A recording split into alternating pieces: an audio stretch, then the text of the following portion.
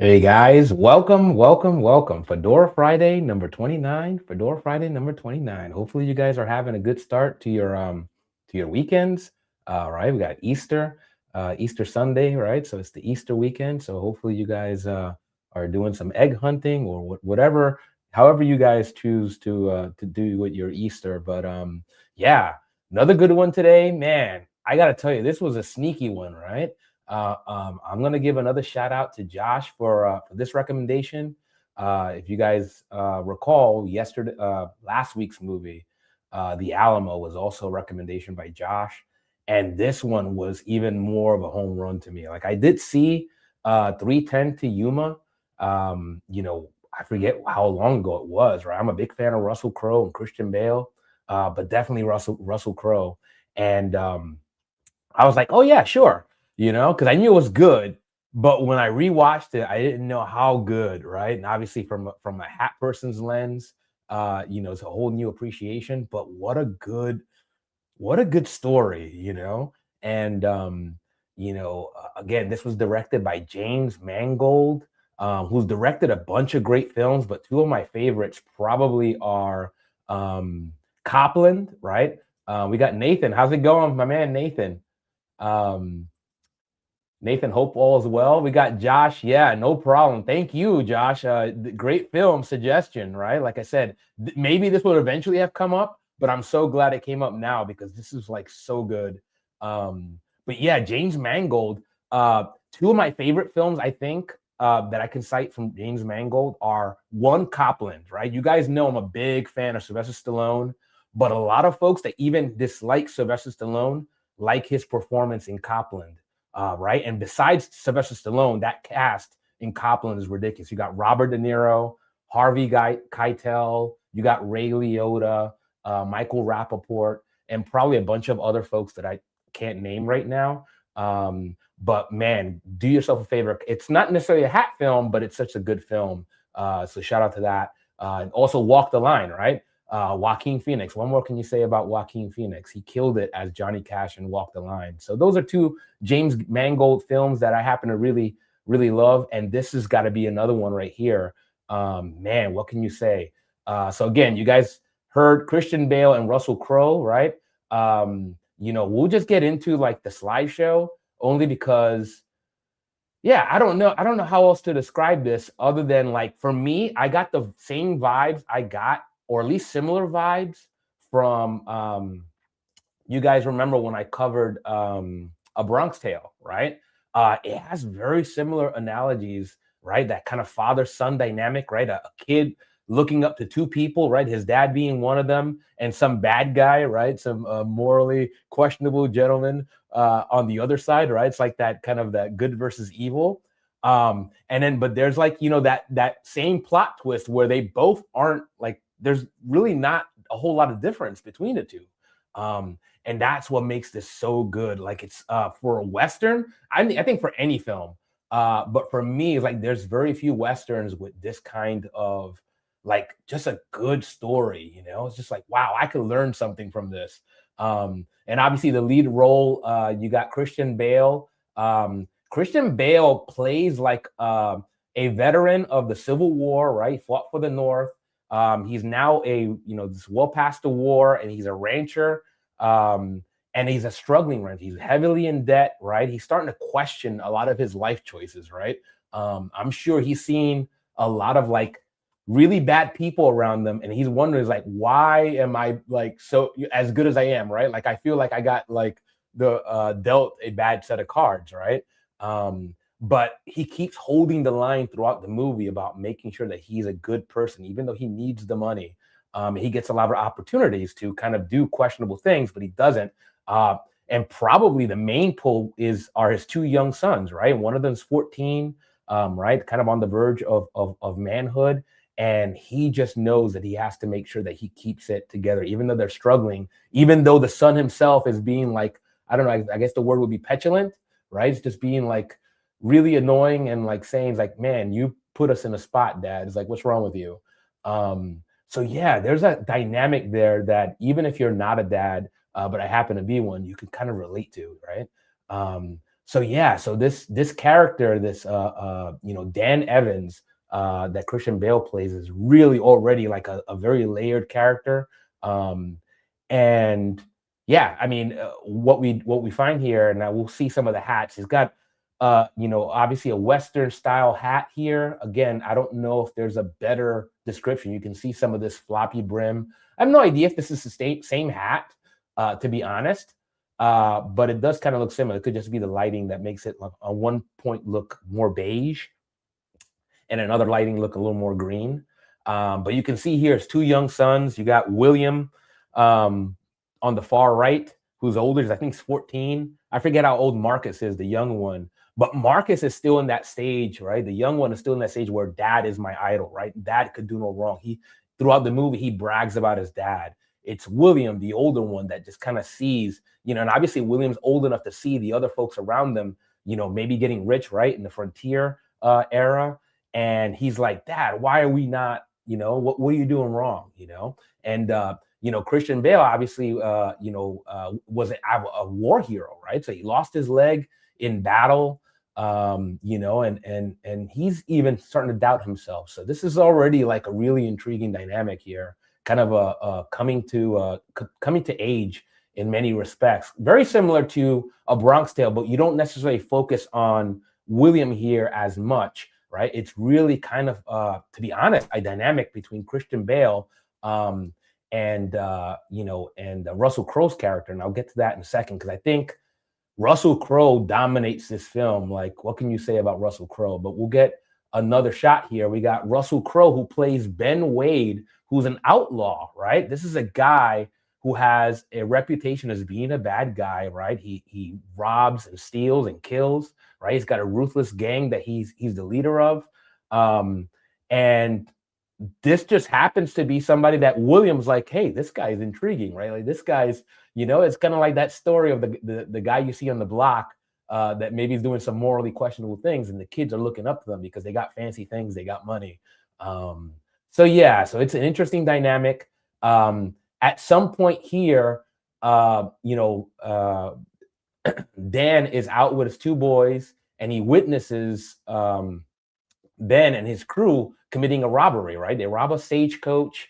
They steal all the money. They end up shooting a bunch of folks. And ultimately, Ben does see Dan and his two boys and actually approaches them. And that already starts the cue of like the character that Ben is, right? You start seeing slowly throughout the whole film, you start seeing this Ben guy is not as bad as his reputation, right?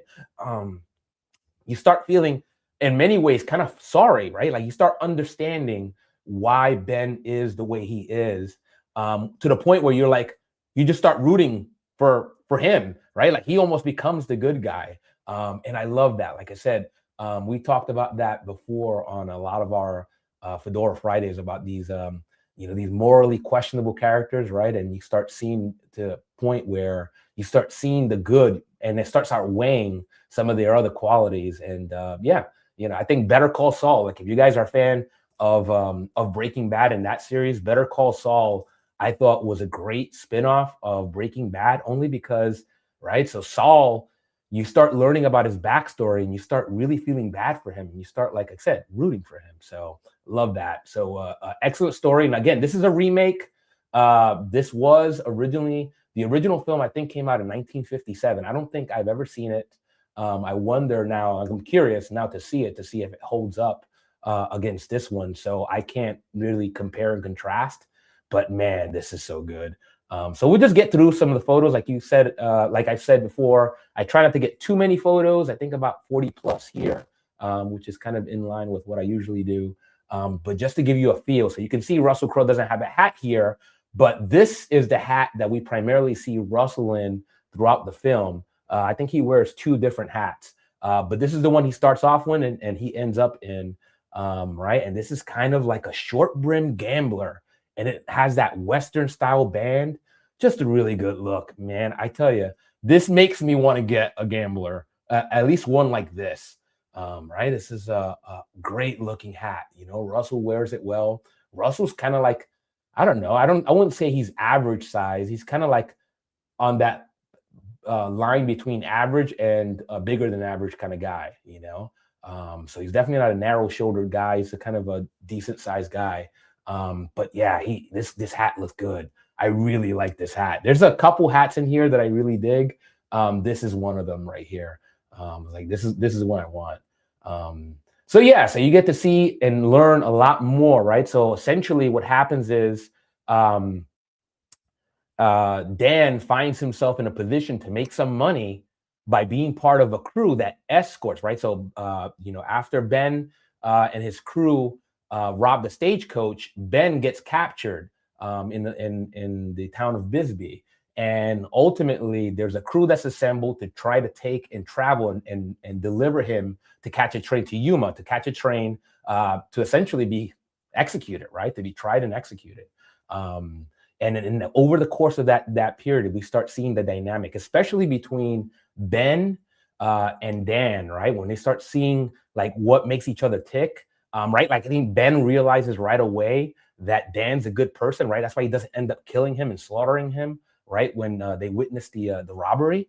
But it takes a while for Dan to realize, right? He starts getting little clues, but he keeps denying that Ben's a good guy. Ultimately, until he's like, man, this guy's not as bad as I thought. And it doesn't mean that Ben is not cunning. He's not badass. He's not tough, right? You start learning that he has a moral compass, right? It's like you can see it throughout the film where he's justifying all of his kills, right? And even then, he still feels bad, right? You can see some of the remorse that he has over the life he's led. But at the end, he's like it's kind of like the ends justifies the means, right? Yeah, just the layer of complexity, especially Ben Wade. I think he is the most complex character here. And then maybe it's a toss-up between Ben and Dan. But yeah, for me, Ben really hits home, right? It's like he's up there. Like if you can call him a villain, right? I guess you can call him the villain. If he is the villain, then he's like a really good one, So yeah, right up there with Bill the Butcher and Bane. So let's take a look at some more hats. I think Ben Wade is the most, I guess, seen. I got the most shots of Ben, so you get to see a lot of angles of this hat and the other hat that he wears. So you can see here's more of an up close shot here. I think this is good. You guys know I'm a fan of like the short brim, and this just still looks really good. I love it. And I don't know who did the hats for this film. The word that what I've been hearing, like on like doing in the little research that I've done, is that a lot of them were actually Akubra's. So yeah, shout out to Akubra if that's actually accurate. I can certainly see it on some of the hats. But yeah, if you guys know better, then definitely chime in. And we got Josh saying, they are of the same coin. Just one went bad and the other did bad, and now it's trying to do good. Yes, exactly. I think that's a great way to phrase it, Josh. They are really just what happens if one person takes one fork on the road and the other takes the other, right? Both can, like I said, they're both tough guys. And I think they just see that in each other. They kind of respect each other right off the get up. And it's a great dynamic. I love it. And just when William tags along, I think that just adds the other layer, right? It adds that coming of age, that father-son dynamic. And you start realizing, of course, regardless of what got Dan to this point, he's going to keep going if only for his two boys. I love it. Josh says, most of the hats came out of a shop in California. I'll send a video interview once I find it. Awesome. Thank you, Josh. Appreciate that. So shout out to those folks. I mean, I think that the hats really, again, I saw this for the first time before it was a hat movie. And I don't know. I guess I always knew that this was a good movie. I just now on this watching, I just realized it's even better movie than I originally thought. So yeah, so we'll see some more. You can see kind of the top of that brim there on Ben Wade's Gambler. I'm going to call it a Gambler unless I hear otherwise. It just seems like a short brim Gambler to me. Just a cool looking hat, right? No big brim. It's just, I don't know, it's just cool, right? And then we'll see some other hats here. We got some folks in the background, and we'll focus on them in a few more still shots. But yeah, we'll just keep going with Ben. That way you can see some of the lighting differences as well, and some of the different angles. Yeah, and you can see kind of like Russell Crowe has. I mean, obviously, you might. I mean, I think I first got exposed to Russell Crowe with Gladiator, right? You know, and A Beautiful Mind, right? I love those two movies, man. You know, Gladiator, A Beautiful Mind, and then obviously American Gangster. I've talked about at least American Gangster on here before. I don't think I've done a show on it because I don't think it's a hat movie, but yeah, I did love watching Denzel and Russell Crowe at American Gangster. But yeah, I don't know and too much more about this outfit. All I know, it does look really sharp. I really like the contrast, the whole outfit that Russell's rocking here. Again, this is a very successful criminal, right? Like, and the nice thing that I think that they added here that kind of gives more nuance is that, and he even mentions it. He prefers the easy way. He tries not to kill. He tries not to use violence, right? You know, and that helps him. Like having money helps him out in that respect, right? He's able to make people, you know, bribe people, and obviously has leadership qualities. I won't say anything about the ending right now, even though, like I said, I never promised not to reveal spoilers. But you know, you'll see towards the end how far he goes to make sure that justice is served.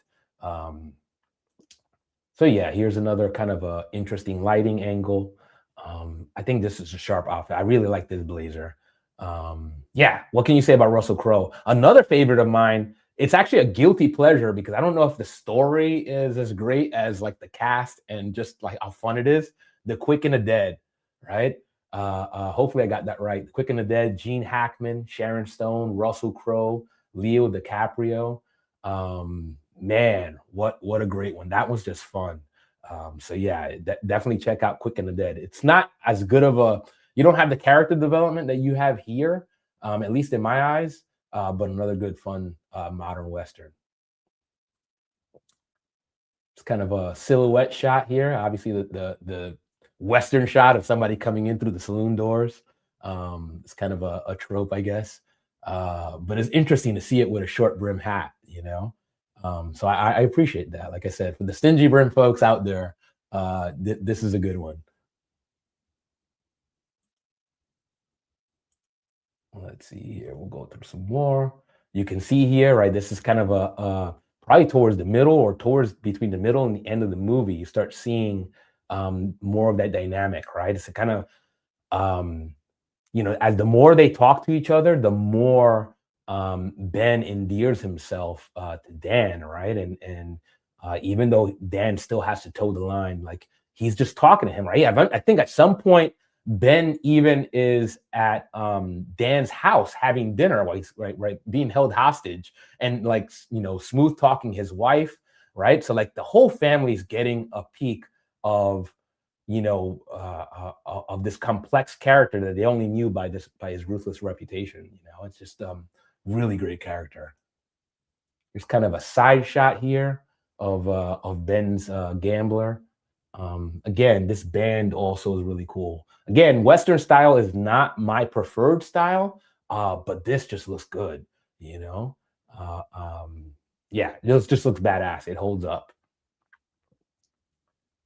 Let's see here. We got a shot here of Dan and Ben. Again, you get to see some more angles. With Dan's hat, I don't know anything other than, like I said, it's like a Western frontier looking hat, you know, with kind of a floppy brim. You know, I don't know, it's kind of plain looking, but I think that fits the character, right? This is a guy that's down on his luck, right? Doesn't have you know, a couple pennies to scratch together, right? He's on the verge of losing his land, and it's just desperate, right? So I think this just fits the character. You know, I don't know. It's just a nice contrast to see the two.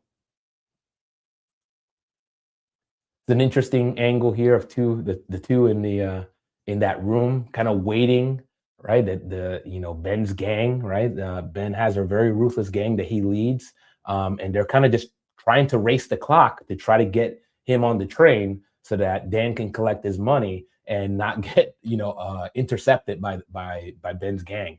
And I think Ben is secretly hoping that the gang doesn't show up as well, only because he's like, I know what they're gonna do, you know? I know what they're gonna do if they show up. They're gonna murder everybody. And this is the other hat. I think a lot of folks prefer this hat. It's probably a little bit more consistent with like the hat you would kind of expect at the time. This was like this comes up in the movie because as they're trying to set up a decoy, right? They take the stagecoach that the gang might believe is carrying Ben, and they put one of the guys in there with Ben's hat, and the guy switches his hat with Ben. So Ben's wearing, I believe, Crawley is the gentleman's name. He's wearing Crawley's hat, and Crawley's wearing his gambler.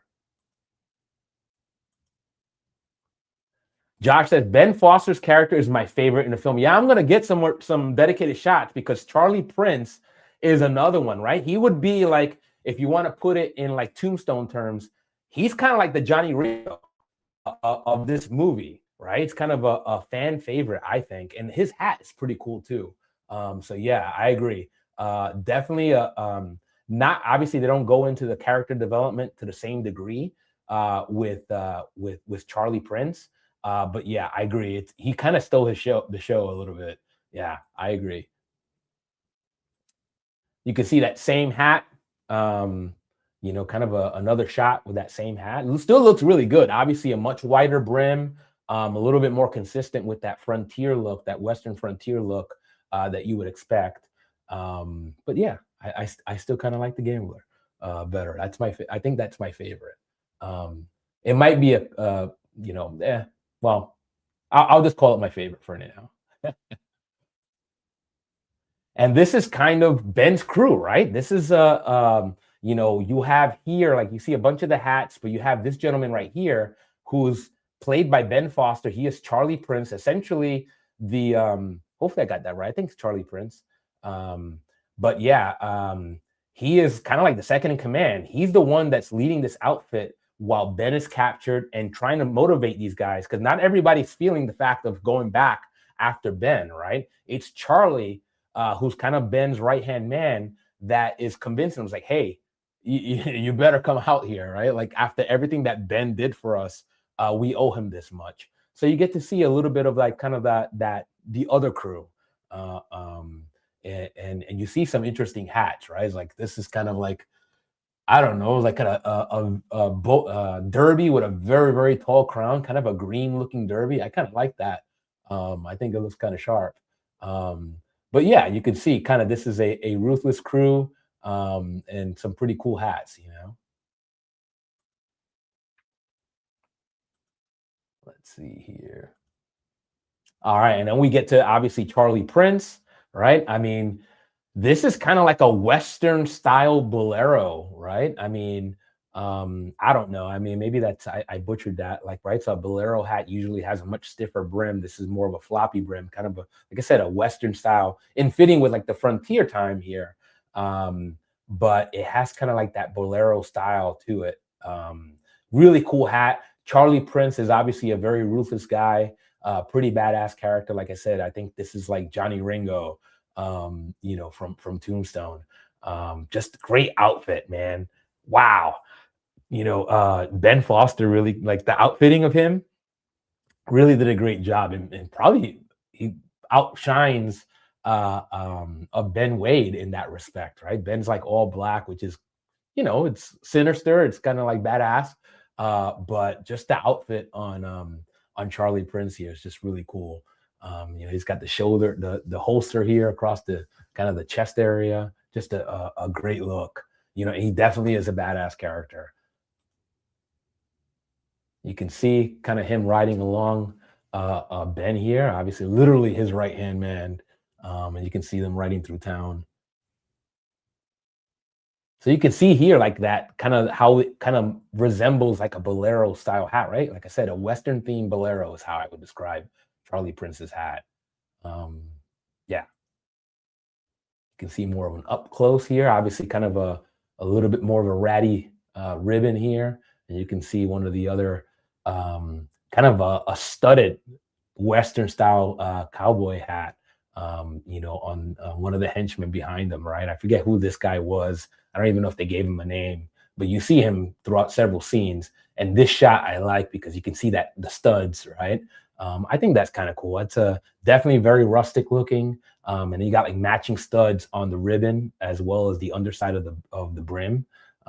Yeah, and then you got a nice little brim curl. So some pretty good hats here. Like I said, even if you're not somebody that digs the Western style, I think there's enough good hats in here to like satisfy, right? Another more up close angle here of Charlie Prince. Give you more shots here in the different lighting. Josh says the way Charlie punched his hat and wore it different when talking to the sheriff deputies like a disguise was crazy. Yeah. Like I said, Charlie Prince is no dummy. He's obviously very loyal to Ben Wade. But yeah, he definitely knows how to get by. I think that's the thing that you start realizing about the crew is that besides just being cold-blooded, they're very calculating, right? Like they're not dumb. So their reputation is well deserved because they're just cunning. It's like kind of like the frontier version of the Fast and Furious, right? So another kind of up close shot. I guess they just really like the up close shots of Charlie Prince. But yeah, I do love that jacket. I don't know if I would ever like be able to pull something out like that off.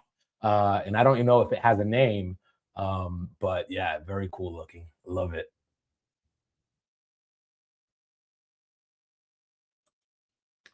And here's kind of the other side, right? The crew that's kind of in charge of bringing Ben Wade in. And we'll talk about a couple of these folks in more detail. I got some photos of each, but you can see here they're treating this very seriously. They know, besides Ben Wade's reputation, the reputation of his gang.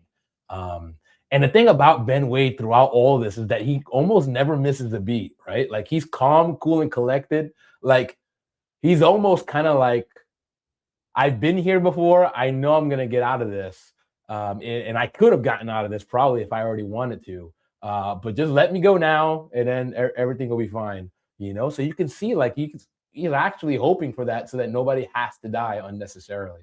But there's a great shot, and I'll get to it because I got some more photos of this character. I think he's kind of a sneaky good character, to be honest. But that'll come up a little bit later. But it's a very memorable scene. Here's kind of another crew shot here. On the left, I believe that's Doc Potter, played by Alan Tudyk. And then obviously you got Dan and Ben. And then you got Peter Fonda, who plays Byron McElroy. And Byron McElroy is actually like what's known as a Pinkerton. And I had to like look it up. A Pinkerton apparently back in this day was kind of like security for hire, right? There would be like the Brinks, the modern day Brinks company, where they're ensuring or guaranteeing the safety of money delivery, right? And so yeah, they would just call him Pinkerton. At some point, I thought his name was Pinkerton, and then I realized it wasn't. They called, his name was McElroy, and then I had to look up what a Pinkerton is, And then if anybody know a little bit more about Pinkertons and the history of that, you can let me know. But I thought that was pretty fascinating, right? It's kind of like an early, like protection was an early business. As long as business started existing, you had saloons and you had money and transfer of money, right? And people robbing stagecoaches. You had companies like the Pinkertons, or Josh says, fun fact, the Pinkertons still function. Wow. I love that. All right. Well, that's good to know. That's fun. Goes to show you that security never goes out of style, right? It's hard. It's a good business to be in. I love that. Thanks for sharing that, Josh. And Josh says, Wizards of the Coast use them. I don't know if that meant Coast, but use them to get a guy who stole Magic the Gathering cards Oh, wow. Okay. Wow. All right. So it looks like they're still doing pretty good job. I know these playing cards can be like very expensive. I have friends that collect Pokemon cards. So some of these things just are really very collectible. So that's no small feat. I wonder how I can only imagine the total there that they salvage. But good on the Pinkertons. I love that. So that's another nuance here to the movie that's like true to life. Um, and you know, obviously that's another aspect of this that Ben you know, kind of uses to his advantage, right? To kind of justify the way he goes about his business, right? He's got McElroy, and everybody obviously thinks that McElroy is one of these good guys, but Ben is quick to point out, it's like, I've seen this guy slaughter a bunch of Native Americans, right? Including kids and women, just slaughter them. He's apparently, you know, he got some kind of line. Apparently, uh, uh, you know, God doesn't care for the Apaches or something along those lines, which was like, wow, it like, who are you to judge me, right? When you're committing way more atrocities than I am, right? I'm going to point them out. You don't have that reputation I have, but you should. Your reputation should be worse. So I love that because it really does kind of give you an angle of like why Ben is the way he is. He's like, why would I do good? Look at all these folks that are seemingly legitimate that are doing way worse things. What's the incentive for me to go good? You know. And then you got Grayson Butterfield. Wow, is that the most hoity-toity name you can come up with? And obviously, he is kind of. You can see the way he dresses. This is kind of a banking figure, right? He works for the I guess the bank that was robbed. So you can see the very like fine threads that he's rocking. He's got a very like nice gray bowler to match his suit there. You know, he's kind of the financier of this trek, right? He's the one that's trying to, and he's going to pay off these folks once, you know, once Ben is brought to justice, right? Once he gets on that train. But yeah, he's an interesting character, right? Like, I mean, doesn't fall too far from like the stereotypes. But he also gets kind of like a moral, like you start seeing some of his morality towards the end of the film. And I appreciate that, right? Like obviously these barons, these finance barons get a bad rep. But you know, the nice thing is that they kind of shaped it in a way to kind of say, it's like, this guy is not completely terrible, right?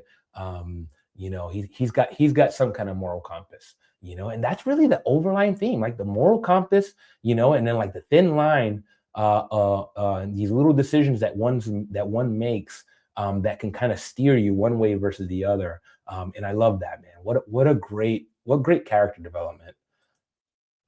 You can see the same crew shot here from a different angle, right? You can see kind of the tops of the heads.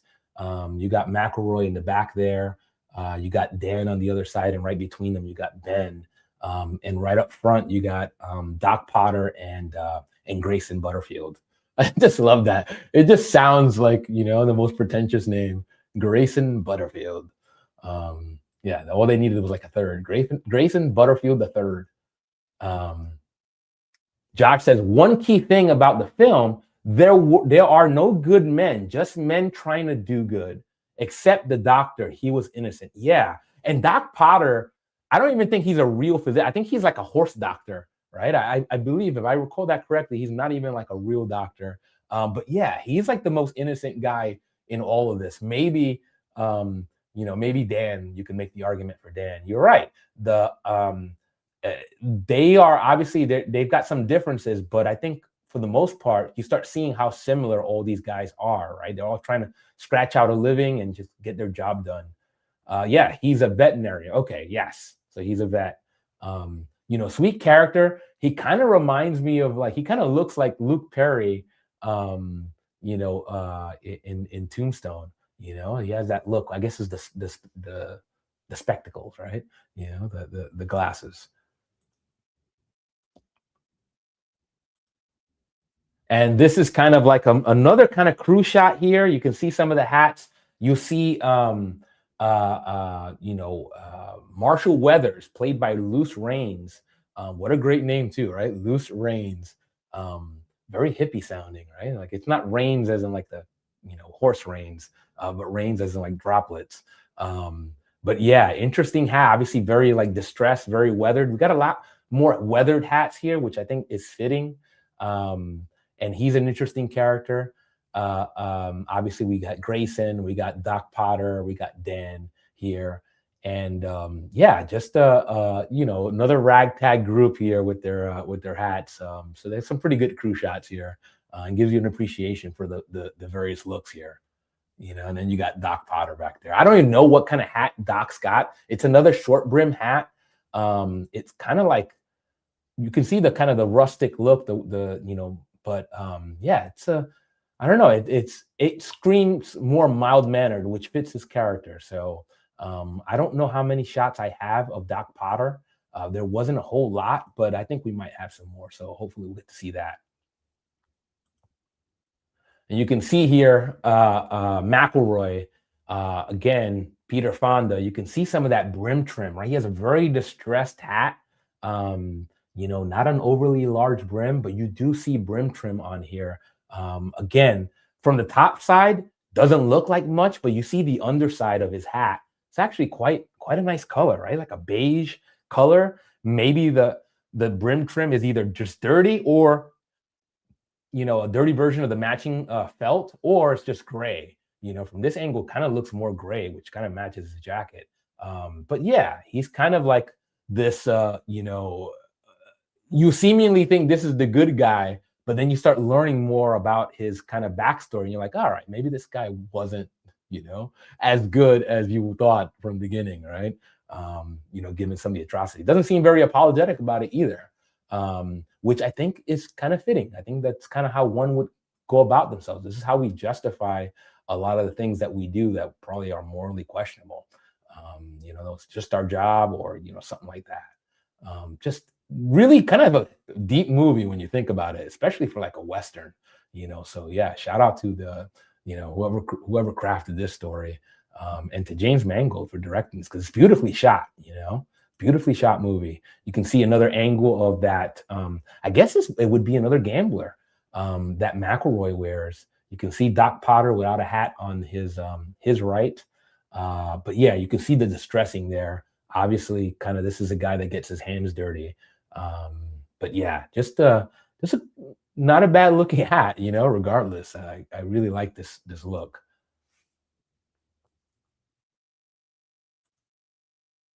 This is another angle. This is a more up close. You see some of that brim trim on McElroy's, I guess, gambler, I'm going to say. And then you get another kind of decent shot here of Grayson Butterfield's derby. I really do I think that it's a toss up between Ben Wade's gambler and Grayson Butterfield's derby. I really do like that derby. It's got a nice wide ribbon. Obviously the mustache kind of sells it. It brings it home on the look. But yeah, just a really finely dressed gentleman. I don't know if I could pull that off. I'm kind of more of a casual guy, but I do like that hat, right? And you got the brim trim on the hat as well. Just man, good stuff. Got another angle of Grayson Butterfield. Again, he's kind of seeing all this. I'm just trying to do my job, right? So yeah, in many ways, like I said, he comes across as a more human kind of guy, right? As opposed to some of these like big rich barons that you see in some of these movies where they're nefarious. Grayson does not come across as nefarious. So I really love the play on these stereotypes and like how they do the little twist on them. So it's another up close shot of Grayson. So I guess I had a decent number of shots of Grayson, so that's good. Which I enjoy because again, I do like his hat. So yeah. Another shot of Grayson. You got some of the sheriff's deputies here. You can see the brim trim, even on the sheriff's deputies' hats here right in front. Right, it looks like a greenish felt with a nice brown brim trim. I really like that angle, right? Green and brown, especially that kind of that forest green. And this is more like a chocolate, right? It's like a chocolate. as opposed to like just a regular old brown. It looks really sharp, and I really like that hat. That's another good one right there. Not distressed, this is just a great looking hat. Yeah. It's another shot in the in town angle. You can see Grayson and Dan walking through town. Um, and then you got Doc Potter and William there right behind. So William sneaks off on this kind of a crusade on this ride, unbeknownst to his dad, right? He's just trying to make sure that his dad's okay, right? So he does love his dad, but in many ways he's kind of like, my dad needs me. So it's just really cool. I like that.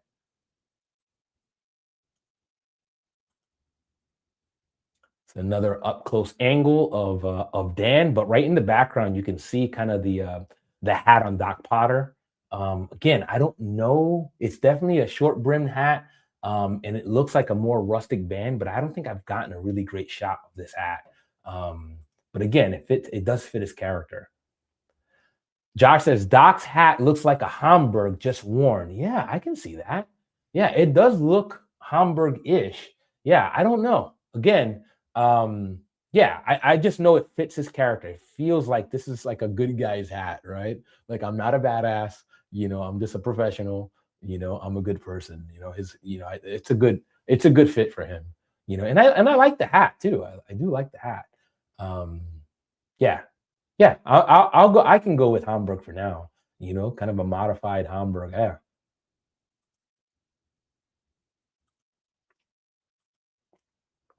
This is the other character that I was like, this guy had like sneaky good screen like presence. You know what I mean? This is played by Karen Durand. The character is known as Tucker, right? And he's the guy that's like, this is one of those guys that's seemingly the good guy, but like acts very morally questionable, right? Like Doc Potter calls him out on it. And I'll spoil it. Like, he ultimately meets his demise at the hands of Ben, right? So like they're out camping, uh, um, and Tucker is just like being annoying as all get out. He starts singing, right? So it's his turn to stay up, to watch Ben while everybody's sleeping, and he's singing. And at some point, like, I think Dan gets up and he gets up to see Ben stabbing Tucker to death with a fork. Probably a fork that he's been like keeping since they were at Dan's house. But yeah, kind of a wowing scene. Yeah, Josh says he's a great character. Every film I've seen him, I enjoyed. Yeah, he just has like that face, right? Like, he's trouble, right? Man, and obviously he meets his demise. It's like, you don't blame even Ben, right? So Ben ruthlessly kills him with the fork, and you're like, I can see why he did that. Tucker was being very annoying, like I said, just very disrespectful, and just like, yeah, just being a pain in the ass since they first kind of met. So yeah, so hopefully you guys are okay with that spoiler. But I thought Tucker was a sneaky good character, right? Like, he was just like annoying. He was doing like the Dumb and Dumber thing. But yeah, he does have a mean hat. Like, he's got some good brim, some good crown action on his hat. You got the floppy front brim. So you can see here, he's kind of taunting Ben right from the get-go, right? And Tucker is not, obviously, I think Tucker was the one that burned down Dan's barn, right? So you see that right in the beginning, because Dan's in debt, right? So as kind of a motivator, they're like, we're going to burn your barn down. If you don't pay up, we're going to burn your house down. And Tucker's, just doing his job, but, he's kind of one of those characters, like, I kind of enjoyed that. And Ben realized that right away. And yeah, you can see here, like, they were talking, Ben and Dan talk about it after Ben murders Tucker. And he's like, yeah, that guy was an asshole. So interesting take. Like I said, justification mechanisms. But regardless, for however long he lasted, Tucker wore a great hat and was an interesting character, very entertaining. You can see Tucker here to the right of Dan. All right, and you can see that big old brim, and he does have brim trim, right? We saw that I think in the previous shot. Um, that's just a that's just a big old, Western hat, and Tucker's a pretty decent sized guy. Like, just looks really good on him. It matches his frame. So yeah, so shout out to Tucker, man. Just a sneaky good character. I think we got at least one or two more shots of him. Let's see, there's another shot here behind Dan. You get to see that brim and you get to see that crown point with the front dents, kind of like Indiana Jones style, right? But just maybe with a slightly bigger brim. I don't know, but just a sharp looking hat. Um,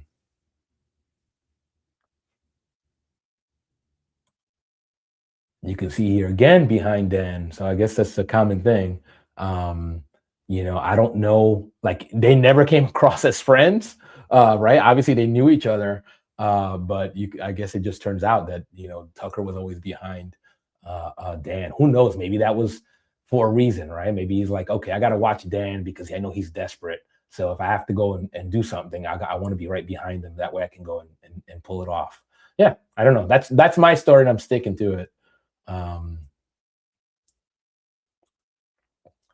this is that scene with Tucker. So this is Tucker without his hat, and you got Ben here, outside, essentially just chiding him for having burned down, Dan's barn. It's just like, I hope you're proud of yourself. And Tucker's just like kind of laughing it away, right? Kind of like fitting his characters. Like, what do you want me to do? That was what I was told to do. And he's kind of like looking at him like, you enjoyed it though, and you could see, Tucker kind of just giving that smile. So yeah. So when you see all this, you're kind of like, you're not necessarily feeling bad for Tucker for getting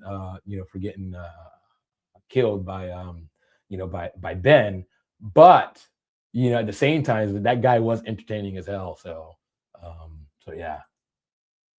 And then you got Marshall Weathers again. You could see some of that big old cowboy hat action here. Man, that's a sizable crown height right there. Some decent sized brim. It's a sharp hat. And yeah, I don't know too much more about, like, I don't know if I can expound too much more on Marshall Weathers' character. I don't think they really go that well into it in there, but I think Loose Reigns did a great job.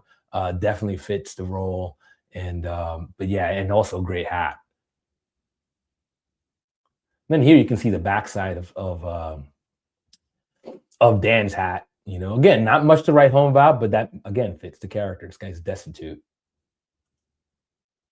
can see here kind of the boss shot, right? Feet on the desk, for Marshall Weathers. You can see the underside. I guess that's another thing. You could see a lot of underside of the hat shots here. Again, I think the movie was shot very, very beautifully. It's and I think seeing some of these angles just gives you an appreciation of the felt. Yeah, just a great hat. Kind of an up close. This kind of almost looks like a studio shot. Maybe while they were filming, they took this photo, but you can see some of the lighting hitting the felt there, and then you see that brim trim really, right. That matching, right. It matches the ribbon. Kind of a I don't know. It could be chocolate. It could also be greenish here, but I'm going with like maybe a chocolate brown. Just a really sharp looking hat. I like this one.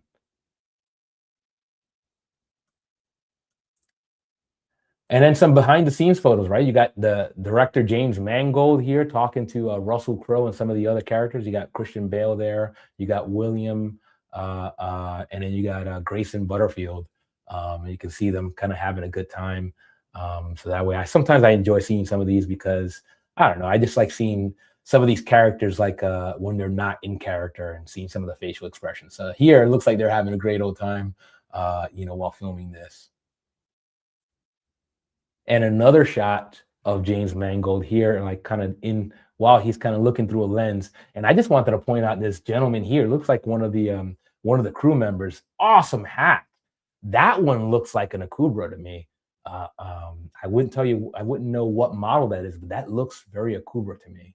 Kind of has that Indiana Jones style, to it. Just a sharp looking hat. I'm talking about this one right here on this gentleman with the sunglasses. That caught my eye right away. So obviously James Mangold's not much of a fedora or cowboy hat guy. Looks just like straight caps for him and some of the crew. And somebody here is wearing a visor. So yeah, I think that's all I got in terms of photos. I try to keep these short and sweet, but wow, shout out again to Josh for this recommendation. Again, definitely catch 310 to Yuma, this remake. At some point I'll try to catch the original and see and maybe come up and do a compare and contrast, especially if it's another decent hat movie. But yeah, what more can you say, man? Beautifully shot movie with a really good story, like really compelling characters, right? You can learn something from it. Again, I'll make the analogy again. It's like a Western, maybe a Western version of like a Bronx Tale. You get some of that, right? A Bronx Tale is known as a gangster movie, but it really is more than that, right? And I think this is more than just a Western. So shout out to everybody involved in this movie. And that's really all I got for you, man. Hopefully you guys all enjoyed that review of 310 to Yuma. And thanks for joining me. I appreciate it. Shout out to Josh. Shout out to Nathan in the audience. And hopefully you guys enjoy your Easter weekend. And you know how I'll leave you, right? You got to support all the good folks in the Good Luke's Network, support all the good folks outside the Good Luke's Network. But even if you don't, right? Even if you choose not to support, right? The one thing you got to do, right? Or else we'll get Charlie Prince after you. You don't want to do that, right? Charlie Prince is ruthless and cunning. The one thing you got to do, though, is you got to stay hatting, my friend. Have a great day. Ciao, everybody. Ciao.